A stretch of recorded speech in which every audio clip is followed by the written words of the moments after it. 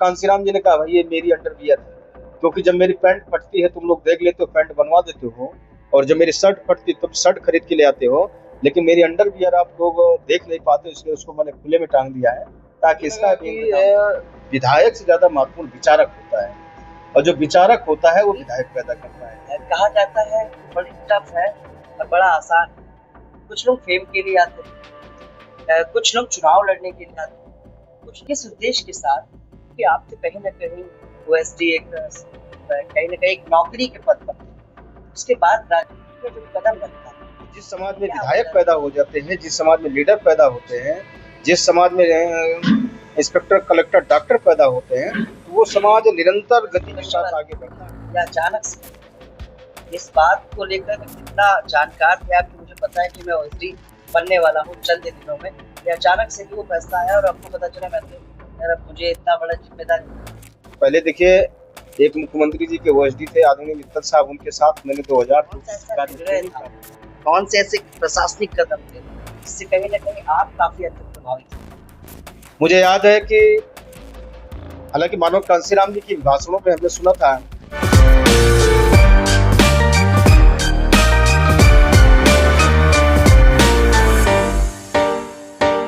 नमस्कार, मैं विक्रम और आज हम अपने पॉडकास्ट में फिर से आपको एक खास शख्सियत से मिलाएंगे। उत्तर प्रदेश की पूर्व मुख्यमंत्री बहन कुमारी मायावती के ओएसडी रहे और मौजूदा समय में मिशन सुरक्षा परिषद के संस्थापक, भाजपा के कद्दावर नेता गंगाराम अंबेडकर आज हमारे साथ बातचीत के लिए मौजूद है। पॉडकास्ट में हम आपको लगातार उन शख्सियत की राजनीतिक यात्रा और उनके जीवन के बारे में बताते हैं। आज भी गंगाराम अंबेडकर जो कहीं ना कहीं पिछड़े, दलित, वंचित, शोषितों की आवाज बनकर मिशन सुरक्षा परिषद के माध्यम से काम कर रहे हैं। आइए अपने खास मेहमान गंगाराम अंबेडकर जी का स्वागत करते हैं और उनसे सवालों का सिलसिला शुरू करते हैं। गंगाराम जी बहुत बहुत स्वागत है। क्या कुछ कहना चाहेंगे पहले तो हमारे इस पॉडकास्ट के बारे में, उसके बाद अपने राजनीतिक कैरियर की शुरुआत। आज यूपी जर्नलिस्ट लाइव न्यूज का मिशन सुरक्षा परिषद के केंद्रीय कार्यालय में, और मुझे खुशी है कि पहला ये पॉडकास्ट है। इसके लिए मैं तहे दिल से आपके चैनल का हार्दिक शुक्रिया अदा करता हूँ, बधाई देता हूँ। कुदरत से कामना करता हूँ कि आज की ये शुरुआत निरंतर पूरे देश भर में ये आगे बढ़ता रहे, और मैं कुदरत से कामना करता हूँ कि माननीय प्रधानमंत्री जी और माननीय राष्ट्रपति जी का भी आपको ये अवसर प्राप्त हो, ऐसी मैं कुदरत से कामना। बहुत बहुत धन्यवाद। राजनीति कहा जाता है कि बड़ी टफ है और बड़ा आसान है। कुछ लोग फेम के लिए आते हैं, कुछ लोग चुनाव लड़ने के लिए आते हैं, कुछ लोग सत्ता पाने के लिए आते हैं। किस उद्देश्य के साथ कि आपसे कहीं ना कहीं ओएसडी कहीं ना कहीं एक नौकरी के पद पर थे, उसके बाद राजनीतिक में जो कदम रखा आपने, क्या वजह रही, कौन सी बात खटक गई कि गंगाराम जी ने कहा कि नहीं मुझे राजनीति में उतरना है? देखिए, विधायक से जो ज्यादा बड़ा होता है वो विचारक होता है, क्योंकि विचारक हजारों विधायक पैदा कर देता है। हमने मानव कांसीराम जी से 1989 में प्रेरणा प्राप्त किया है, जब वो 1989 में उत्तर प्रदेश में लोकसभा एवं विधानसभा के आम चुनाव चल रहे थे, तो उनकी एक जनसभा को हमने सुना। तो 22 फरवरी 1989 को मुझे याद है कि मानव कांसीराम जी उत्तर प्रदेश के फतेहपुर की जहानाबाद विधानसभा में एक जनसभा को संबोधित करने आए थे। उन्होंने एक बात कही थी कि इस देश के शोषित, वंचित, पीड़ित लोग हैं, जो इस देश के जो नालायक लोग हैं, कांसीराम उनको लायक बनाने के लिए निकला है। अगर ये नालायक लोग अपनी नालायकी को दूर कर लायकी स्वीकार कर ले, तो मैं पूरे दावे के साथ कहता हूँ कि उनमें विधायकी पैदा हो जाएगी। और जिस समाज में विधायक पैदा हो जाते हैं, जिस समाज में लीडर पैदा होते हैं, जिस समाज में इंस्पेक्टर कलेक्टर डॉक्टर पैदा होते हैं, वो समाज निरंतर गति के साथ आगे बढ़ता है। हम लोगों ने रिजर्वेशन के माध्यम से सरकारी नौकरियों में इंस्पेक्टर कलेक्टर डॉक्टर बनाने का तो अभियान चला दिया है, लेकिन कलेक्टर इंस्पेक्टर डॉक्टर से काम लेने वाले जो लीडर है, जो वैचारिक सोच वाले लीडर है, उनका अभाव है। तो ऐसे में अगर हम लोग अपने वोट की ताकत को इकट्ठा करके और शोषित, वंचित समाज के बीच से लीडर निकाल करके और उनके हक की लड़ाई लड़ने के लिए तैयार करें, तो ये निश्चित है कि जिस समाज का राजा होता है वो समाज निरंतर ताजा होता है। प्रशासनिक अनुभव और मुख्यमंत्री के साथ जो काम का दृष्टिकोण रहा है, तो बताइए उस ओएसडी के रूप में आपके दायित्व क्या थे और उस कार्य का अनुभव कैसा रहा है? हमें 2002 की सरकार में हमारे राजनीतिक गुरु आदरणीय आर्य मित्तल साहब के माध्यम से हमें बहुत कुछ सीखने को मिला। उत्तर प्रदेश में बीएसपी की तीसरी सरकार थी। कैसे अधिकारियों से समानता और किस तरह उनके साथ व्यवहार करके कैसे उनसे काम लिया जाता है, कैसे उन्हें सरकारी योजनाओं को आगे क्रियान्वित कराने के लिए तैयार किया जाता है, कैसे समयबद्ध तरीके से उनसे काम के लिए प्रेरित किया जाता है। ये हमें 2002 की सरकार में ही अनुभव काफी कुछ हासिल किया था। और जब 2007 की बहुमत की सरकार उत्तर प्रदेश में बहन मायावती जी के नेतृत्व में बनी, तो संयोग था कि मुझे उत्तर प्रदेश में बहन मायावती जी के आशीर्वाद से चीफ मिनिस्टर का ओएसडी बनने का मौका मिला। और उसमें जो इस उत्तर प्रदेश के कोने कोने से शोषित, पीड़ित, सताए, पछाड़े, अन्याय ग्रसित लोग थे, जिनको न्याय की सख्त जरूरत थी, उनको न्याय प्रदान करने के लिए यानी मुख्यमंत्री जी का जो जनता दरबार की जो जिम्मेवारी थी, वो मेरे ऊपर बहन कुमारी मायावती जी ने रखने का काम किया।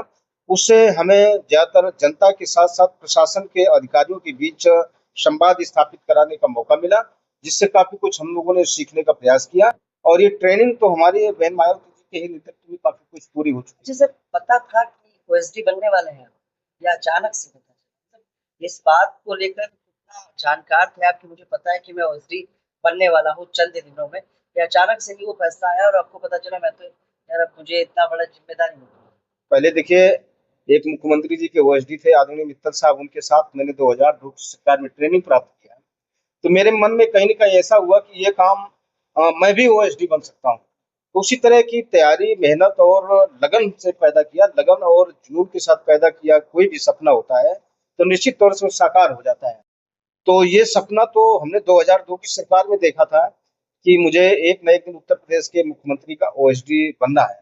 क्योंकि विधायक बनना आसान था, किसी विभाग का मिनिस्टर बनना आसान था, लेकिन ओएसडी बनना बड़ा टिपिकल काम था। ओएसडी वही बनता है जिसको मुख्यमंत्री का विश्वास पात्र माना जाता है। तो हमने पहले बहन मायावती जी के दिलो-दिमाग में विश्वास अर्जित करने का काम किया, जिसके कारण हमें ओएसडी बनने का मौका मिला।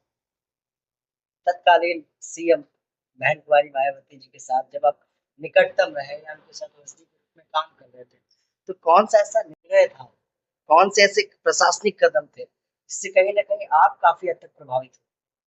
मुझे याद है कि हालाँकि मानव कांशीराम जी के भाषणों में हमने सुना था कि इस देश के अंदर तमाम करोड़ों लोग ऐसे हैं, जो कहीं न कहीं गाँव में सामंतवादी व्यवस्था का शिकार हैं, और जब वो गुंडागर्दी का शिकार हो जाते हैं, तो वहाँ से वो एरिया के थानेदार के पास न्याय पाने के लिए जाते हैं।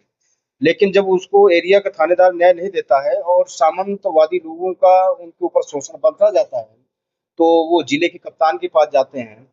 लेकिन जब कप्तान के हाथ से भी उसको न्याय नहीं मिलता है, तो मजबूरी में गाँव से वो अपने एल्युमिनियम के बर्तन और नन्हे-मुन्ने बच्चों को काँख में दबाकर शहर की तरफ पलायन कर जाता है। जब शहर की तरफ जाता है, तो उसको शहर में अपना कोई ठिकाना नहीं होता है, तो नहर के किनारे, गंदे नालों के किनारे, नगर निगम की ज़मीनों पे अपना पन्नी वाला मकान बना करके वो अपना बच्चों का लालन-पालन शुरू करता है। ऐसे में जब उसका कोई ठिकाना नहीं होता, तो बरसात में पन्नी वाले मकानों में उसका परिवार जब जीवन यापन करता है। तो ऐसी परिस्थिति जब लखनऊ में हम लोग आए, तो एलडीए कुछ सरकारी मकान थे जिसमें एम्प्लॉइज रह करके हमने भी अपने स्टूडेंट लाइफ गुजारने का काम किया। तो मन में एक कसक थी कि अगर उन गरीबों, शोषितों, वंचितों को अपना मकान मिल जाए, तो उनके लिए जीवन का सबसे बड़ा सपना साकार हो सकता है।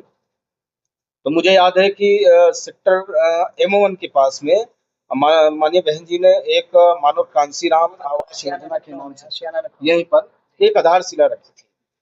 तो क्योंकि उस समय काफ़ी कुछ हम लोग बहन मायावती जी से अपनी बातें कह लेते थे, तो मेरे दिमाग में आया कि अगर प्रत्येक शहर में, प्रत्येक टाउन में, प्रत्येक बड़े महानगर में, जो उस महानगर के पन्नी वाले मकान वाले लोग हैं, अगर उनके लिए सरकार अपना खुद का आशियाना बनाकर देने का काम करे, तो निश्चित तौर से उनके जीवन में एक नई रोशनी, एक नई ऊर्जा, एक नया विकास करने का रास्ता मिल सकता है। तो ऐसे में करीब उत्तर प्रदेश के सभी छोटे-बड़े शहरों में, महानगरों में, टाउन एरिया में कई लाख मकान मानव कांशीराम जी शहरी गरीब आवास योजना के नाम से बनाए गए, और उनको मुफ्त में देने का काम बीएसपी की सरकार में किया गया। तो जिससे काफ़ी लोगों को, जो पन्नी वाले लोग थे, जो गाँव के शोषण के शिकार लोग थे, जिनको लोग तरह-तरह से कहीं बांग्लादेशी, कहीं रोहिंग्या के रूप में पुकारते थे, ऐसे लोगों को, जो यहीं के मूल निवासी लोग थे, उनको मकान दिलाने में हमारी वो मनोभावना में काफी हम सफल हुए, जिससे हमें काफी आत्मसंतुष्टि प्राप्त हो। अच्छा सर, उत्तर प्रदेश का सीएम या किसी भी प्रदेश का सीएम होना अपने आप में एक सबसे बड़ी जिम्मेदारी और एक बड़ी चुनौती देखते हैं। कहीं ना कहीं वो चुनौती आपके साथ भी जुड़ी थी। तो कोई ऐसा निर्णय भी रहा जो संभालने में मुश्किलें आई कि ये फैसला तो गलत हो गया सरकार का, तत्कालीन जब आप ओएसडी रहे, और उसको कैसे संभाला गया? कोई अनुभव, कोई एक्सपीरियंस इस तरह का रहा उस कार्यकाल में जिसको संभाला गया? उस समय उत्तर प्रदेश की सरकार चल रही थी, तो मेरे दिमाग में है कि जो क्योंकि पूर्व की समाजवादी पार्टी की सरकार में जो बीपीएल सूची बनाई गई थी, उत्तर प्रदेश में करीब 95 लाख लोगों को बीपीएल सूची में स्थान मिला था। लेकिन उस समय की तत्कालीन सरकार में ज्यादातर जो अपात्र लोग थे, जिनके पास ट्रैक्टर थे और पक्के मकान थे, जो उस बीपीएल सूची के योग्य नहीं थे, ऐसे लोगों को प्रधानों का, जिला पंचायत सदस्यों का या सरकार का चहेता होने के कारण बीपीएल सूची में जो स्थान प्राप्त कर ले गए थे। तो मैंने उस समय माननीय बहन जी से निवेदन किया कि बहन जी, बीपीएल सूची बहुत गड़बड़ है। अगर बीपीएल सूची का पुनरीक्षण करा दिया जाए तो निश्चित तौर में जो पात्र लोग हैं उनको मौका मिलेगा, जो अपात्र लोग हैं इस सूची से बाहर हो सकते हैं। बहन जी ने एक कमेटी गठित की, ग्राम विकास आयुक्त और प्रमुख सचिव ग्राम विकास, और उस समय तत्काल मंत्री थे, कैबिनेट मंत्री थे आदरणीय लड्डू प्रसाद जी। तो उनके माध्यम से बीपीएल सूची का पुनरीक्षण कार्यक्रम चालू हुआ। लेकिन उसी में कुछ लोग जो नहीं चाहते थे कि बीपीएल सूची का पुनरीक्षण कार्य किया जाए, उन्होंने बहन जी को समझा दिया कि नहीं बहन जी, इसमें कुछ लोग नाराज हो जाएंगे। तो शायद उसमें हमें भी डांट खाने को मौका मिल गया कि नहीं, ये गलत सुझाव था, गलत सजेशन था, जिसकी वजह से लोकसभा का चुनाव 2009 में सर पर है, और ये गलत सजेशन दे करके और पूरे प्रदेश में कुछ एक वर्ग के वोटों को नाराज किया जा रहा है। तो ऐसे में हमने निवेदन किया कि बहन जी, कुछ लोग जो अपात्र हैं अगर वो नाराज हो जाएंगे, तो जिनको हम पात्रता की सूची में शामिल करेंगे वो तो हमारे खास हो जाएंगे। लेकिन शायद उस समय हमारे सामने एक अजीब स्थिति उत्पन्न हुई थी और काफी मन भी मायूस हुआ था, लेकिन हमारा वो फैसला अच्छा था। बहुजन और दलित चिंतक के रूप में लगातार आप आज भी बसपा से मिशन सुरक्षा परिषद संगठन की नींव रखी है, उसको संचालित कर रहे थे, कहीं ना कहीं पिछड़े दलित शोषित वंचितों को जोड़ने का काम कर रहे थे। क्या समय ऐसा आया कि मतलब विचारधारा को बदल दिया आपने और भारतीय जनता पार्टी, जिसे कहा जाता है कि राजनीति और सत्ता में जो संतुलन होता है, तो क्या मोटिव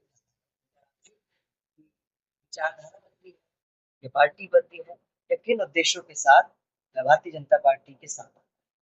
देखिए, मिशन सुरक्षा परिषद का जो गठन था, इस देश के अंदर शोषित पीड़ित जो कई हजार जातियों में बिखरे हुए लोग हैं, उनको एक सूत्र में पिरोकर हम जाति को जमात और जमात को समाज में बदलना चाहते हैं। और ये प्रेरणा हमें इस देश में जो शोषित वंचित समाज में तमाम महापुरुष जन्म लिए हैं, जिसमें ज्योतिराव फूले से लेके और साहू जी महाराज, परम पूज्य बाबा साहब, पेरियार जी, नारायण गुरु और संत कबीर, संत रविदास जैसे तमाम महापुरुषों से प्रेरणा हमने प्राप्त किया है। तो हमको लगा कि कहीं सत्ता के भागम भाग में, कहीं सत्ता के ना रहने के बाद कहीं हम उन महापुरुषों को भूल न जाएं।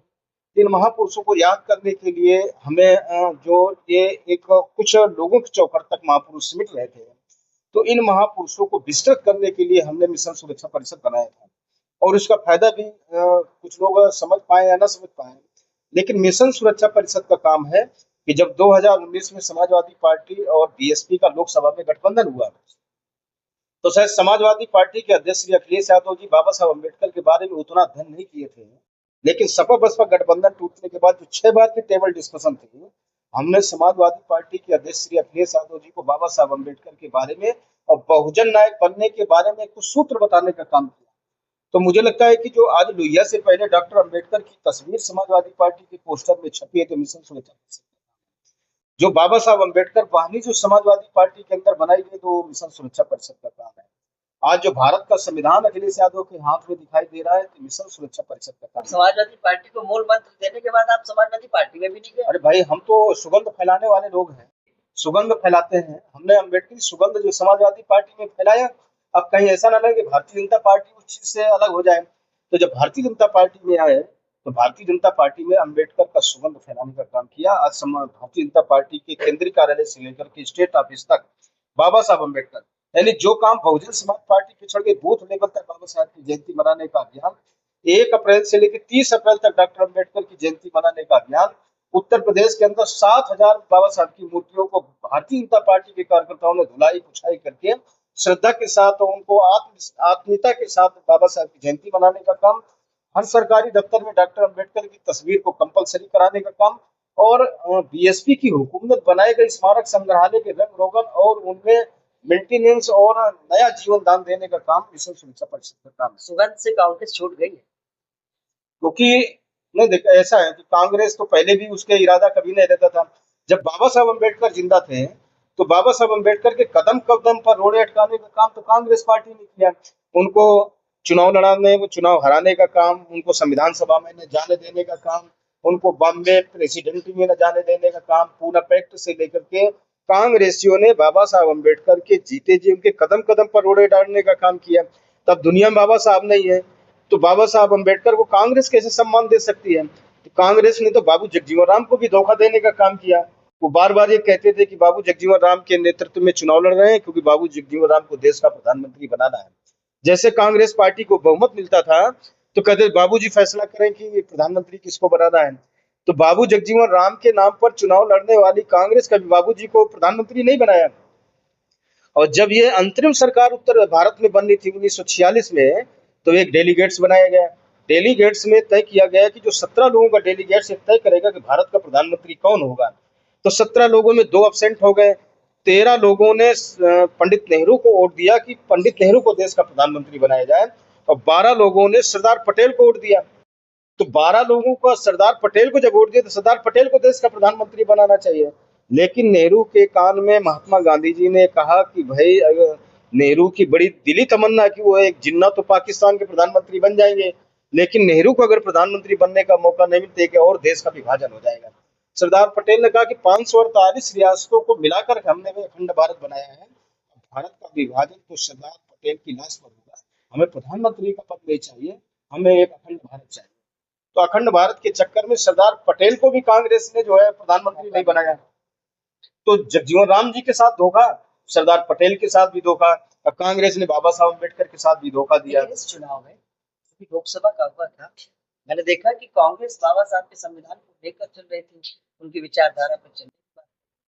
देखिए, जो संविधान की किताब राहुल गांधी जी के हाथ में दिखाई दे रही थी, तो उसमें केवल ऊपर का पेज संविधान लिखा था, अंदर उसके क्या था, उनका कार्यक्रम के नोटबुक रखते थे क्या थे। राहुल गांधी जी से पूछ लिया जाए कि संविधान में कितने पेज हैं, कितने अनुच्छेद हैं, कितने अनुसूचियां हैं, तो शायद राहुल गांधी जी ने भी पूरे भारतीय संविधान का अध्ययन नहीं किया।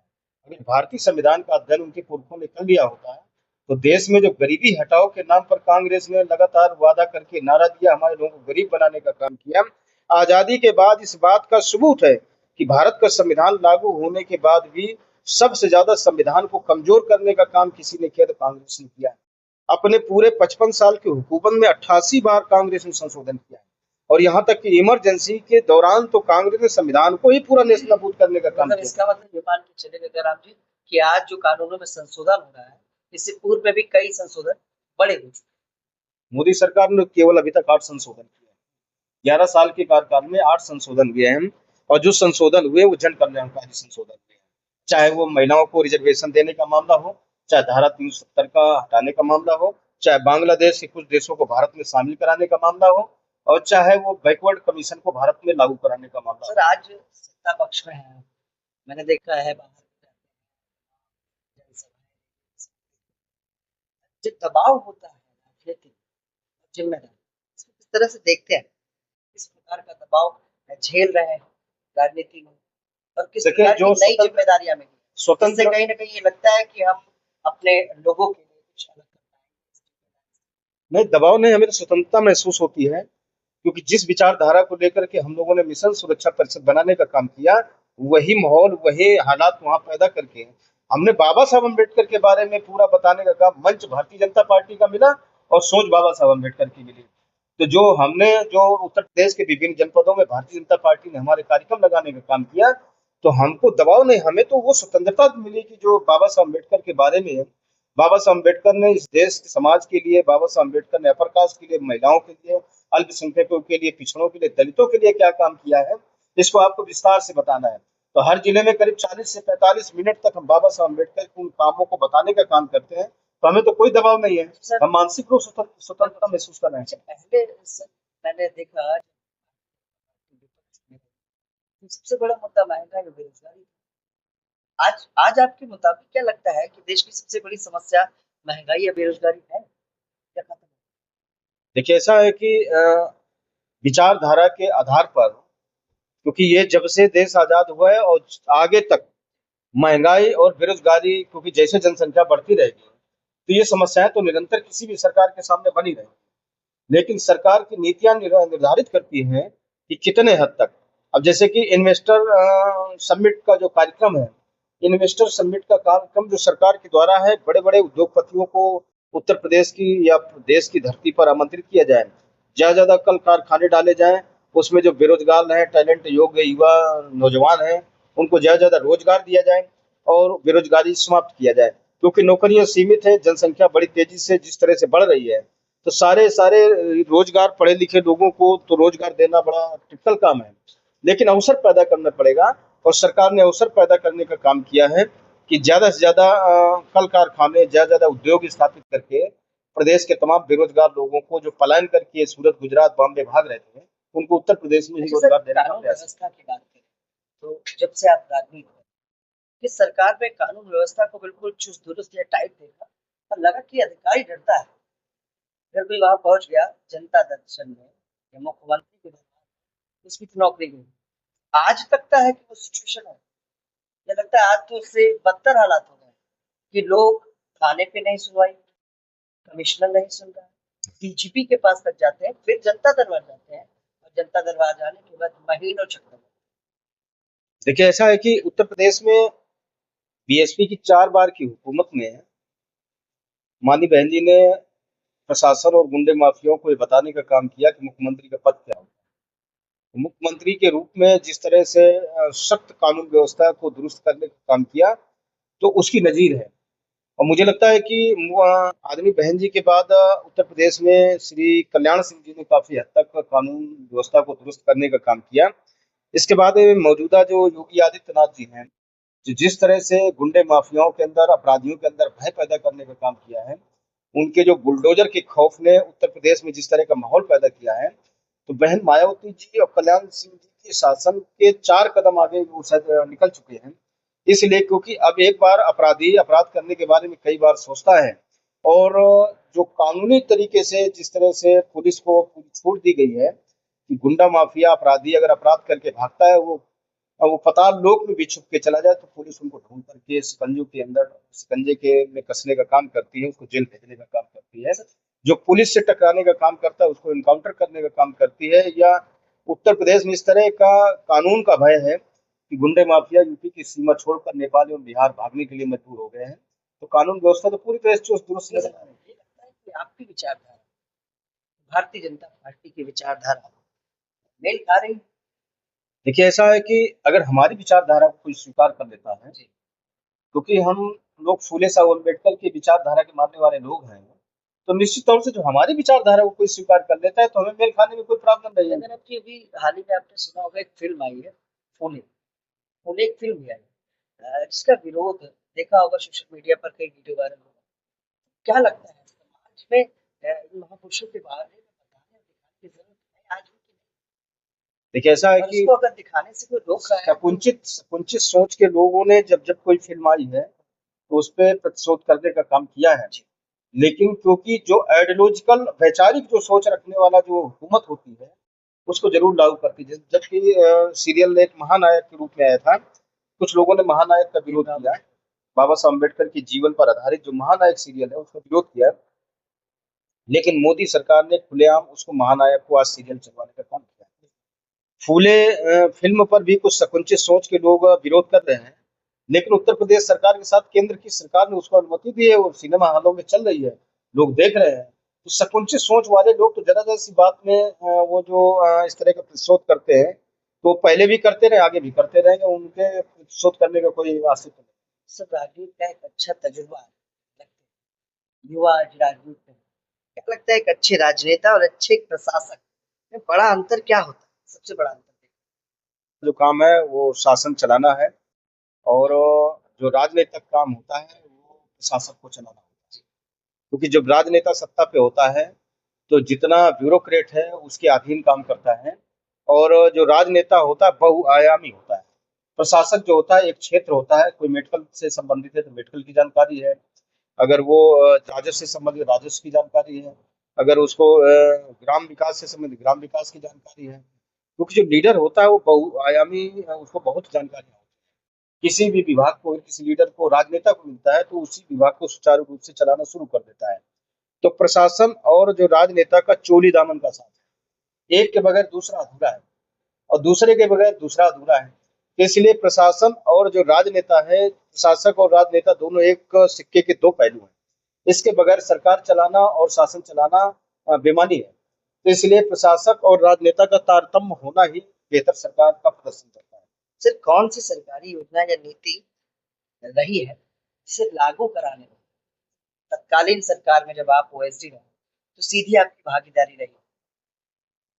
एक तो पहले मैंने आपको बताया कि बीपीएल बीपीएल सूची, जी। दूसरा बाबा साहेब मानव कांसीराम जी के नाम पर शहरी गरीब आवास योजना, तीसरा मुझे एक याद है कि उत्तर प्रदेश की राजधानी लखनऊ में जब ये डॉक्टर भीमराव अंबेडकर सामाजिक केंद्र बन रहा था, सामाजिक परिवर्तन केंद्र बन रहा था, उस समय जहाँ पर 10-90 चौराहा बना हुआ है, तो इस 10-90 गोमती बंदे के इस तरफ कुछ भूमाफियाओं का कब्जा था।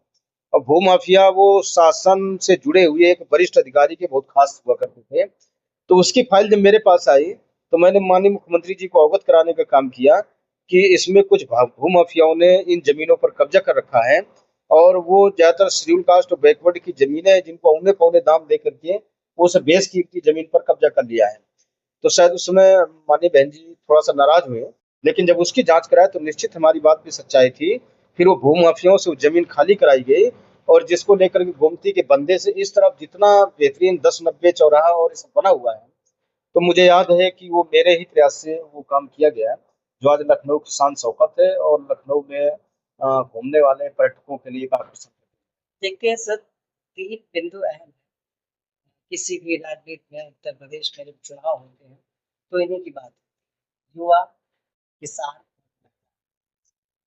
इनके लिए जब आप रहे हैं तो इस तरह का कदम उठाया गया तो कहीं ना कहीं युवाओं के लिए बड़ा काम कर रहा हो, महिलाओं के लिए रहा हो। सब देखिए, किसान को अगर अपने खेती में उत्पादित वस्तु का उचित दाम मिल जाए, एमएसपी उसको सही तरीके से मिल जाए, उसको बेचने के लिए अगर सुचारू बैठने के लिए मंडियों का जो है स्थान मिल जाए, तो मुझे लगता है कि उसकी आय दूनी होने लगती है। हम लोगों ने जो प्रयास किया था कि उत्तर प्रदेश के प्रत्येक जिले में जो नवीन कृषि मंडी स्थल के रूप में जो आपको दिखा, वो किसानों के लिए बड़ा एक तोहफा था, जहां पर बिचौलियों से वंचित रख करके और किसान को डायरेक्ट अपना सामान बेचने का अधिकार मिला। दूसरा, डॉक्टर भीमराव अंबेडकर नलकूप योजना के माध्यम से जो उत्तर प्रदेश में 7,000 से ज्यादा ट्यूबवेल स्थापित किए गए, वो भी जमीन को सिंचित करके जो ऊसर भूमि जी थी उसको कृषि योग्य बनाया गया। प्रति भूमि सुधार योजना के माध्यम से किसानों को काफी उनकी जमीनों को उपजाऊ बनाई गई। इसके अलावा जो महिलाओं के आत्मसम्मान स्वाभिमान के लिए सबसे ज्यादा जरूरी थी उनकी सामाजिक सुरक्षा, तो उनके ऊपर उत्पीड़न, अन्याय, अत्याचार जिस तरह बढ़ रहे थे, तो उस समय ये पूरी तरह से कि महिलाओं पर उत्पीड़न कैसे रोका जाए, महिलाओं को न्याय कैसे मिले, महिलाओं को वो कानून के द्वारा कानून के राज का खुला वातावरण कैसे मिले, इसके लिए पूरा प्रयास किया गया था। युवाओं के लिए समान भर्तियों से रोक हटाई गई थी, और तमाम बैकलॉग भर्तियों से को अभियान चलाकर भरने का काम किया गया था। जो कम पढ़े लिखे लोग थे, जो 8वीं 5वीं पढ़े थे, तो उत्तर प्रदेश में 1,08,000 सफाई कर्मचारियों की वैकेंसी निकाल करके कम पढ़े लिखे लोगों को भी उत्तर प्रदेश में पंचायती राज विभाग में सफाई कर्मचारी के रूप में भर्ती किया गया था। तो युवाओं के सामने भी काफी अच्छा माहौल वातावरण पैदा करने का प्रयास किया गया था।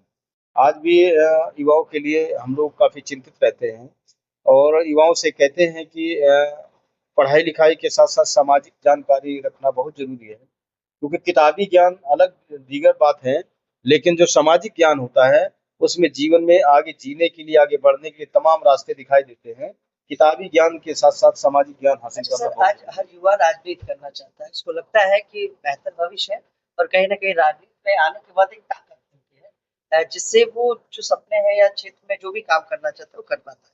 तो राजनीति में आने की प्रेरणा आपकी क्या रही है सर, और युवाओं के लिए क्या कुछ कहेंगे?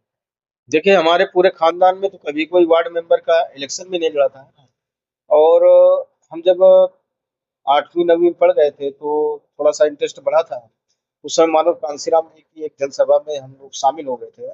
उस समय कांसीराम जी ने कहा था कि इस देश के जो कमजोर लोग हैं, अगर अपनी वोट की ताकत को संजो लेते हैं, इकट्ठा कर लेते हैं, तो पंच से लेकर प्रधान और प्रधानमंत्री तक इस देश में बन सकते हैं।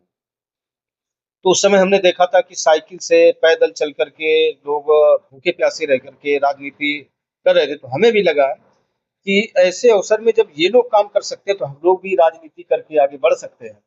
तो उसका नतीजा था कि हम लोग भी संसाधन के अभाव में भी झंडे उठा करके, झंडे बनाने के लिए पैसे नहीं होते थे, तो ओमेगा एक नील की टेबलेट आती थी, उसको घोर करके और उसमें कपड़ा सफेद नीला बना करके उसमें चूने से हाथी बना करके ऐसे संसाधन अभाव ग्रस्त मतलब होने के बाद भी हम लोगों ने राजनीति किसी तरह का का बैकअप, किसी तरह का कोई सपोर्ट कोई नहीं, कोई बैकअप स्वयं नहीं से था। ये सब चीजें बनानी है। कोई बैकअप नहीं था, लेकिन प्रेरणा थी। मानो कांसीराम जी, परम पूज्य बाबा साहब डॉक्टर अम्बेडकर, जब बाबा साहब अम्बेडकर तमाम आर्थिक अभाव में जब ऊंचाइयों तक पहुंच सकते थे, मानो कांसीराम जी जब उनके पास साइकिल का पंचर बनवाने के लिए पैसे नहीं हुआ करते थे, उनकी तमाम कहानियां जो हम लोग सुनते थे, उनके बारे में जो सुनते थे कि मानो कांसीराम जी एक जगह किसी होटल में रुके थे, तो उन्होंने अपनी फटी हुई अंडरवियर को सामने वाले एक तार में टांग दिया। तो कुछ वहां के कार्यकर्ताएं देखा कि ये किसने मजाक किया है कि फटी हुई अंडरवियर जो है ये उनके दरवाजे के सामने टांग दिया। तो कांसीराम जी ने कहा, भाई ये मेरी अंडरवियर है, क्योंकि जब मेरी पैंट फटती है तुम लोग देख लेते हो, पैंट बनवा देते हो, और जब मेरी शर्ट फटती है तब शर्ट खरीद के ले आते हो, लेकिन मेरी अंडरवियर आप लोग देख नहीं पाते, इसलिए उसको मैंने खुले में टांग दिया है ताकि इसका भी इंतजाम हो जाए। तो ऐसी परिस्थितियों में जब हमारे महापुरुषों ने इस तरह का जीवन में अभावग्रस्त होकर के राजनीति करके सफल हुए, तो हमें लगा कि हम भी सफल हो सकते हैं और निरंतर काम करते जिद एवं जुनून के साथ अच्छा सर, हम आगे बढ़े। आखिरी सवाल हम लेते हैं, अपने आप या अपने भविष्य को कैसे आगे बढ़ाना चाहते हैं, संगठन में रहकर, संगठन को चलाकर, या जनप्रतिनिधि बनकर? अभी उत्तर प्रदेश में कई जिलों में डॉक्टर अंबेडकर सम्मान अभियान का कार्यक्रम था। उसमें मुख्य वक्ता के रूप में भारतीय जनता पार्टी यानी उत्तर प्रदेश सरकार ने हमें भेजने का काम किया। तो मैं देख रहा था कि मंच पर 2 वक्ता थे, 2 ही वक्ताओं को बोलने का ही अलाउ था।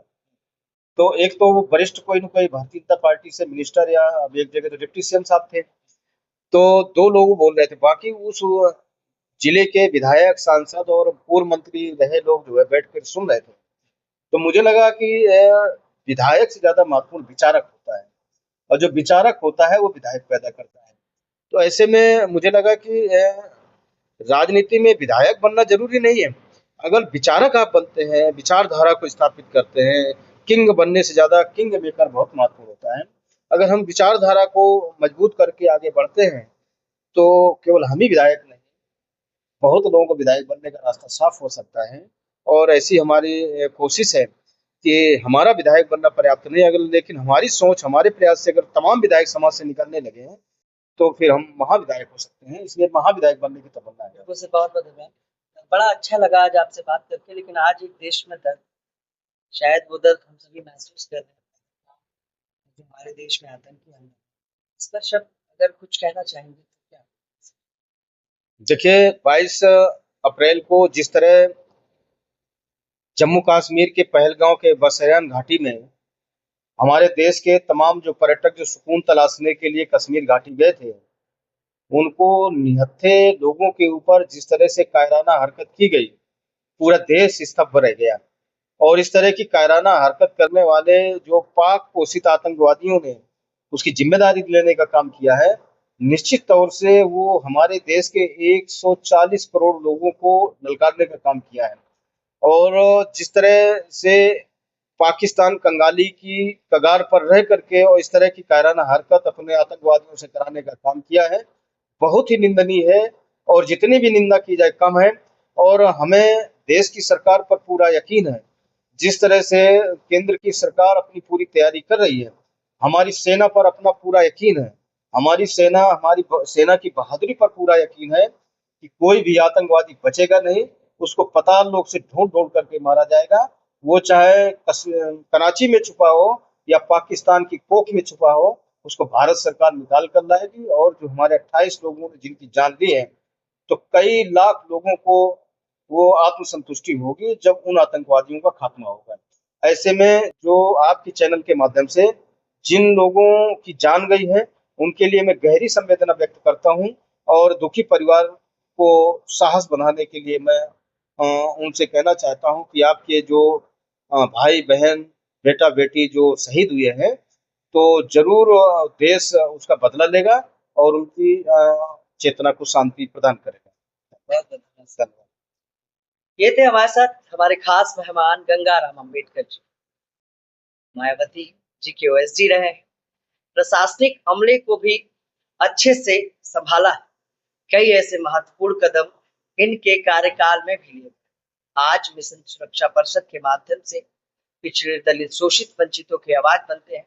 मौजूदा समय में सत्ताधारी पार्टी यानी कि भारतीय जनता पार्टी के साथ मिलकर काम कर रहे हैं। उन्होंने ये भी कहा कि विधायक सांसद नहीं बनना, यानी कि किंग नहीं बनना है, किंग मेकर बनना है, ताकि अपनी विचारधारा को लोगों तक और जन जन तक पहुंचा सके। उम्मीद है हमारा पॉडकास्ट आपको पसंद आ रहा होगा। तो हमारे सेगमेंट पर अपने कमेंट जरूर करें और कमेंट बॉक्स में अपनी अमूल्य राय जरूर दें। हम सभी को पहलगाम में हुए घटना से दर्द है और आज हमारा देश उस दर्द से जूझ रहा है, लेकिन पाकिस्तान को चेता भी रहा है और उन्हें चेतावनी भी दे चुका है कि आतंकियों को जगह से ढूंढ ढूंढ कर मारा जाए। हमारी सेना इस मामले को लेकर काफी एक्टिव है। तो इसी के साथ अपने इस पॉडकास्ट का अंत करते हैं और लगातार हम अपने पॉडकास्ट में अलग अलग खास शख्सियतों से आपको मिलाते रहेंगे। नमस्कार।